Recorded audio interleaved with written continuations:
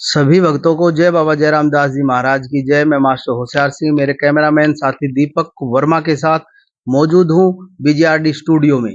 आज बीजीआरडी स्टूडियो में मौजूद है मेरे साथ मेरे गांव की बेटी ज्योति। जैसा कि आप सभी जानते हैं कि बीजीआरडी न्यूज चैनल ने एक मुहिम चला रखी है बेटी मेरे गांव की। बेटी मेरे गांव की के अंतर्गत मैं उन बेटियों को समाज के सामने लाता हूँ जो जिसके जिनके अंदर एक विशेष प्रकार का टैलेंट होता है और एक प्रेरणा देने का काम करती हैं वो बेटियां। सबसे पहले ज्योति, बीजीआरडी स्टूडियो में आपका हार्दिक स्वागत है। धन्यवाद सर। बेटा, जहां तक आज आपका हरियाणा पुलिस में चयन हुआ है, इसको देख करके ना आप कितनी खुश हैं? सर काफी हद तक खुश हैं। जिस तरीके से हमने मेहनत की थी उस मेहनत का हमें रिजल्ट पॉजिटिव मिला तो हम बहुत खुश हैं सर। ज्योति, जहां तक हम बात करें, आपका जो ये टारगेट था हरियाणा पुलिस में चयन करवाने का, ये टारगेट पहले से था या अपने पापा मम्मी के कहने से आपने तैयारी की है? सर कुछ तो परिवार की हालत को देखते हुए की, कुछ मैं ऐसा कर पाऊँ जिससे मेरे परिवार में सुधार हो पाए, और कुछ बचपन से था कि बेल्ट की जॉब चाहिए मेरे को। तो सर दोनों तरफ से ही था, अंदर से भी था और फैमिली को देख के भी था। क्योंकि जहां तक हम बात करें आपकी पढ़ाई की, आपने प्राइमरी की पढ़ाई कहाँ से की है और मैट्रिक की कहाँ से की है और प्लस टू कहाँ से की है? सर मैंने कंप्लीट पढ़ाई पाली सीनियर सेकेंडरी स्कूल से ही की है, गवर्नमेंट से। 12th तक की पढ़ाई वहीं से की है मैंने, और ग्रेजुएशन प्राइवेट कॉलेज से की है, एमडीयू से ही। लिंक वैसे प्राइवेट से था, और सर उसके बाद मैंने पोस्ट ग्रेजुएशन किया अलवर से, और कोचिंग लिए मैंने नालंदा कोचिंग सेंटर महेंद्रगढ़ से सर। अच्छा, कोचिंग के दौरान आप वहाँ कोचिंग के लिए हर रोज डेली अप डाउन करती थी या वहां पर स्टे करती थी? सर मैं डेली अप डाउन करती थी, सुबह 8 बजे जाती थी, शाम को 5 बजे ही आती थी। और फिर उसके बाद मैंने लाइब्रेरी भी ज्वाइन की थी। अभी 1 ईयर से लाइब्रेरी ज्वाइन कर रखी थी सर। जब तक सिलेबस पूरा नहीं हुआ तब तक मैं कंटिन्यू नालंदा से ही जुड़ी हुई थी। देखिए, बेटी ने बताया कि उनकी जो शिक्षा है वो सारी की सारी गवर्नमेंट स्कूल से हुई है। अक्सर आज एक समाज में एक हुआ सा बना रखा है कि सरकारी स्कूलों में पढ़ाई नहीं होती। ये आपके सामने साक्षात मौजूद है, प्रत्यक्ष को प्रमाण की जरूरत नहीं है। एक गवर्नमेंट में पढ़ी हुई बेटी जो है हरियाणा पुलिस में अपना सिलेक्शन करवा लेती है, और वो भी अपने टैलेंट के आधार पे। वो आप देख सकते हैं मेरे साथ मौजूद है, और बिटिया ने बताया है कि वो लगातार कोचिंग सेंटर में जाती थी, वहां पे कोचिंग लेती थी और उसके साथ साथ लाइब्रेरी भी अटेंड करती थी। आप ये देखिए ज्योति, जहां तक मैं बात करूं, आप के पिताजी है के किसान हैं, खेतों में काम करते हैं। क्या आप कभी खेतों में काम करती थी? हाँ सर बिल्कुल करते थे। तब खेतों का काम शुरू होता है तो लाइब्रेरी से अकेडमी से 1 मंथ या 2 मंथ की छुट्टी ले लेते थे सर। और जहां तक पशुओं की बात करें, पशुओं का जो काम है, क्या उसमें भी हाथ बटाती थी? हाँ सर बिल्कुल, जरूरत पड़ती थी तो हम बिल्कुल हाथ बटाते थे सर।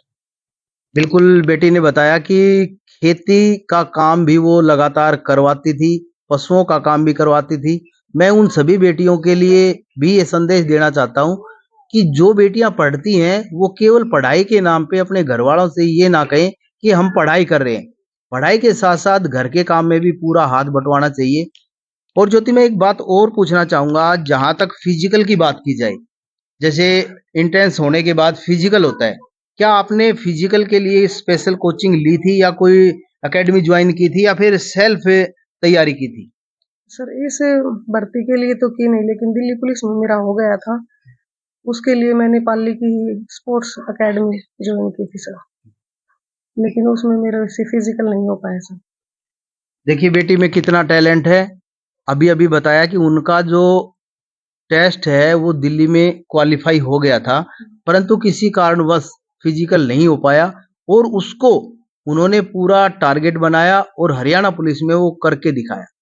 ज्योति, जहां तक मैं बात करूं अपने पापा मम्मी की, आपके पापा मम्मी ने कभी आपको बाहर जाने से रोका नहीं?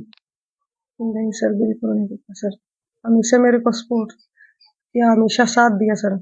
12th के बाद ही मैं मतलब कि महेंद्रगढ़ से ग्रेजुएशन की थी, फिर साथ साथ अकेडमी भी ज्वाइन कर रखी थी, कंप्यूटर सेंटर भी ज्वाइन कर रखा था। तो कभी ये रोक टोक नहीं थी कि किस टाइम जाते किस टाइम आते। पूरे दिन में पढ़ाई को ही देखती थी सर, और मैक्सिमम घर पे भी कोशिश करती थी कि पढ़ाई को दे पाऊँ। बिल्कुल, देखिए बेटी कितनी अच्छी-अच्छी बातें आपके सामने प्रस्तुत कर रही है। ज्योति, अगर मैं चाहूँ कि आप उन पेरेंट्स को क्या कहना चाहेंगे जिनकी सोच छोटी है, जो अपनी बेटियों को घर से बाहर निकलने के लिए मना करते हैं? आप उन पेरेंट्स को क्या कहना चाहेंगे? सर, हम पेरेंट्स को भी बिल्कुल गलत नहीं कह सकते। आज का जो माहौल है ना, वो सिर्फ़ उसके कारण डर बढ़ा हुआ है पेरेंट्स को। बिल्कुल। अगर बच्चे विश्वास कायम रखें, तो कोई पेरेंट्स ऐसा नहीं है जो अपने बच्चों के उज्ज्वल भविष्य की कामना ना करे और उनको बाहर जाने से मतलब मना ना करे। कोई मना नहीं करेगा। अगर बच्चे ठीक है तो वो पता लग जाता है कि बच्चा कैसा है। और अगर हम खुद मतलब कि ये दिखाएँ कि हाँ, हमें कुछ अचीव करना है, तो कोई फैमिली वाला ऐसा नहीं है जो सपोर्ट ना करे, हर कोई सपोर्ट करता है सर। तो वो देख हाँ, सर माहौल पे ही डिपेंड करता है। बिल्कुल। और कहीं न कहीं गाँव के माहौल में फैमिली को भी सपोर्ट करना चाहिए, लड़कियों को खासकर। वो जल्दी से उनकी शादी के बारे में विचार करने लग जाते हैं। कुछ मतलब कि ये लगा लो, पड़ोस का दबाव लगा लो, समाज का दबाव लगा लो, उस दबाव से ऊपर उठ के है ना, उनको काम करना चाहिए। जितना बिल टाइम माँगे फैमिली वाले, फैमिली से बच्चे टाइम माँगे कि हमें 3 साल शादी नहीं करनी, 2 साल, तो उसको उतना टाइम दे दो, जिससे वो कुछ अचीव कर पाए सर। ये हरियाणा पुलिस का मेरा तीसरी बार अटेम्प्ट था और तीनों मेरे टेस्ट क्लियर हुए थे। पहली बार में मेरे से फिजिकल नहीं हुआ था, सेकंड टाइम में मैं मेरिट लिस्ट में रह गई थी और अब थर्ड बार में फाइनल हो गया। हरियाणा और दिल्ली पुलिस में 2 बार टेस्ट क्लियर किया था मैंने, उसमें फिजिकल मेरे से हुआ नहीं और एनटीपीसी में मैं फाइनल में टाइपिंग में, मतलब कि मैंने जितने एग्जाम कम से कम 17 एग्जाम दिए होंगे सर, जिसमें से कम 10 से 12 मैंने क्लियर किए हैं। लेकिन ये है कि सर मेहनत के साथ है ना, किस्मत भी कहीं न कहीं काम करती है। तो बिल्कुल। एक जुनून, एक हिस्सा मतलब कि हौसला इंसान को रखना चाहिए कि जब तक हम अपना मुकाम हासिल ना करें तो कंटिन्यू अपनी मेहनत को बरकरार रखें। इसमें मेरे टीचर का बहुत बड़ा योगदान है सर, हम आपसे भी पढ़े हुए हैं। उन्होंने भी मेरे को बहुत मोटिवेट किया, जब तक तू सफलता ना पा ले तब तक छोड़ना मत बीच में पढ़ाई को। सर वो मेहनत कहीं न कहीं उनकी काम आई, उनका मोटिवेशन काम आया, जो हम कंटिन्यू सर इस मुकाम पे पहुँचे। देखिए, बीजेआरडी न्यूज़ चैनल यही आपको दिखाना चाहता है। क्या आपने कभी सपने में भी सोचा था कि पाली गाँव के अंदर एक ऐसी बेटी है, जिसने हरियाणा पुलिस में 3-3 बार टेस्ट क्लियर किया हो, दिल्ली पुलिस का 2 बार किया हो और एक तीसरा जो बता रही थी आप एनटीपीसी का सर, एनटीपीसी विश्व का। भारती में भी मेरी जॉइनिंग थी, लेकिन वेस्ट बंगाल रहना पड़ता वहाँ पे लाइफ टाइम, इसलिए मैंने वो ज्वाइन नहीं किया सर। और देखिए ईएमआरएस में भी फेस्ट हो गया था सेकंड वाले में, मतलब कि टेस्ट क्लियर नहीं हुआ, फेस्ट हो गया था, सेकंड रह गया था। उसके अंदर इंटरव्यू टाइप कुछ था सर, वो नहीं हो पाया। देखिए, बेटी ने कितनी उपलब्धियाँ आप सभी के सामने गिनाई हैं और मैं उन सभी बेटियों से कहना चाहता हूँ कि सभी बेटियों को अपने माँ-बाप के सपनों को साकार करने के लिए उनकी भावनाओं को ध्यान में रखते हुए उनके विश्वास को ना तोड़ें। क्योंकि जैसा कि ज्योति ने बताया कि आज माँ-बाप उनके खर्चे से नहीं डरते हैं, उनकी पढ़ाई से नहीं डरते हैं, केवल उनकी जो सोच है, उनकी सोसाइटी है, उससे डरते हैं। ज्योति, जैसा कि आप बार-बार ये कह रही हैं कि पेरेंट्स हमेशा सपोर्ट करते हैं। आप उन बेटियों को आप आपके उन हम उम्र बहनों को क्या संदेश देंगी? सर मैं उनको यही संदेश देना चाहूंगी कि उनको है ना अपने परिवार की इज्जत के बारे में पहले सोचना चाहिए, उनके अरमान पूरे करने की पहले सोचना चाहिए और सपने बाद में सजाने चाहिए। पहला सपना यही होना चाहिए कि परिवार की इज्जत बनानी है, उनका नाम करना है, और उसके बाद में जो भी सपने होंगे खुद के वो पूरे करेंगे। पहले परिवार के सपने पूरे करने हैं।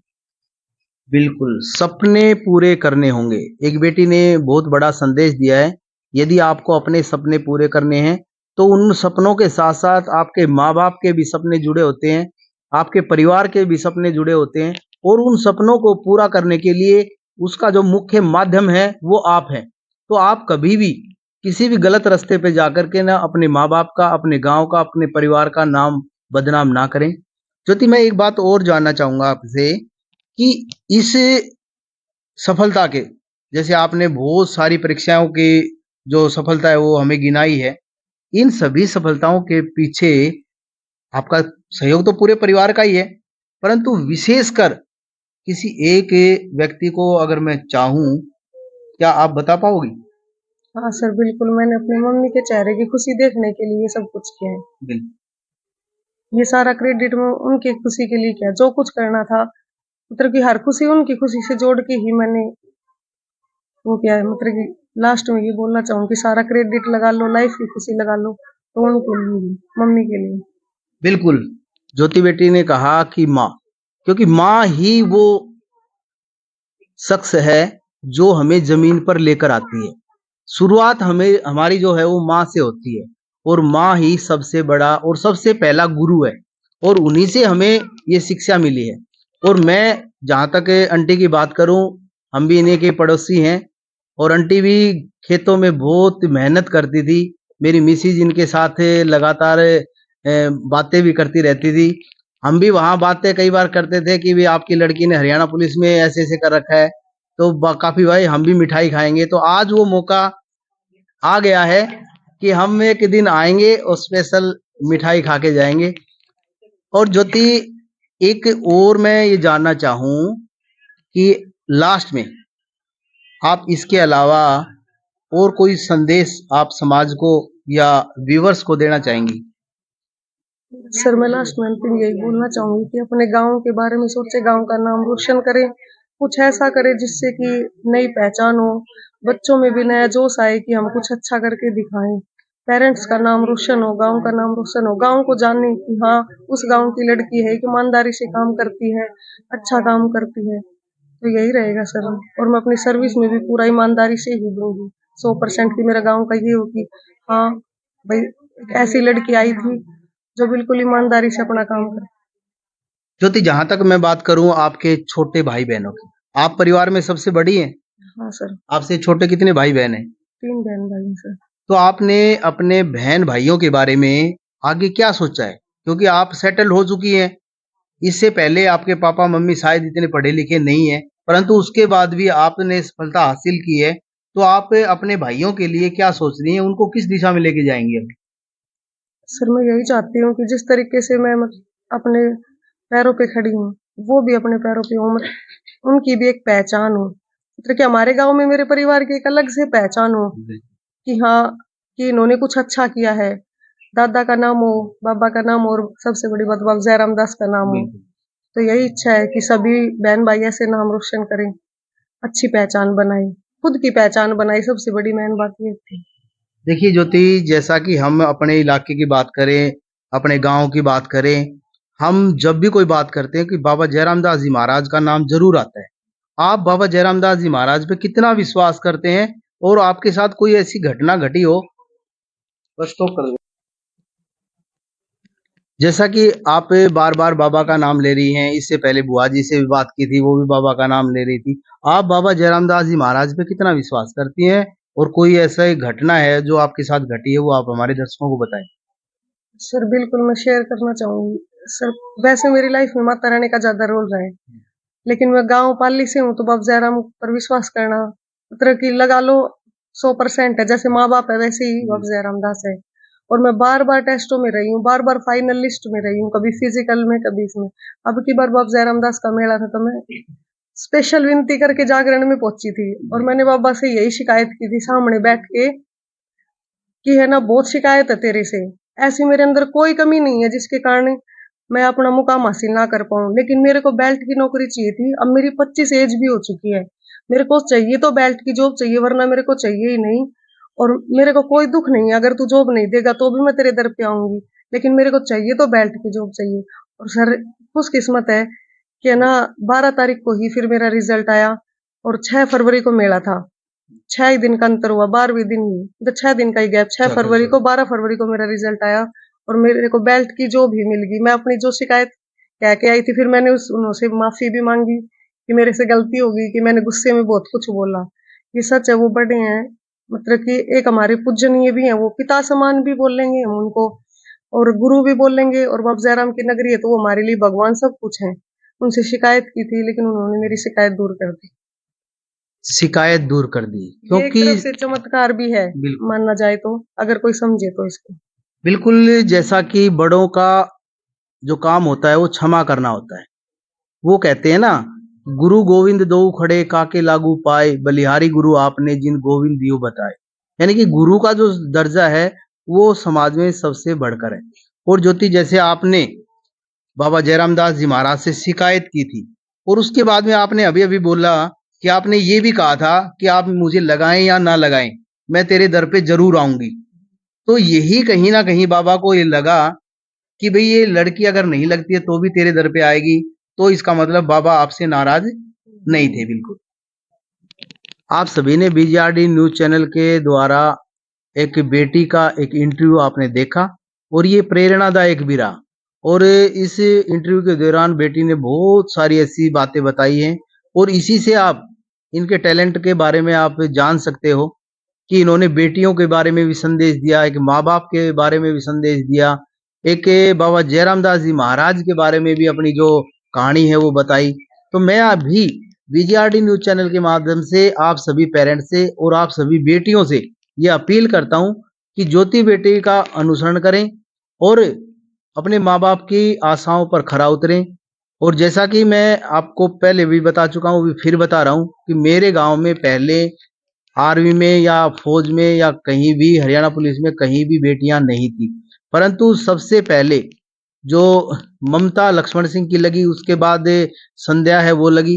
अच्छा, एक बात और ज्योति मैं जानना चाहूंगा कि संध्या और जो ममता लगी है, क्या वो आपके बैच की थी या पहले से लगी?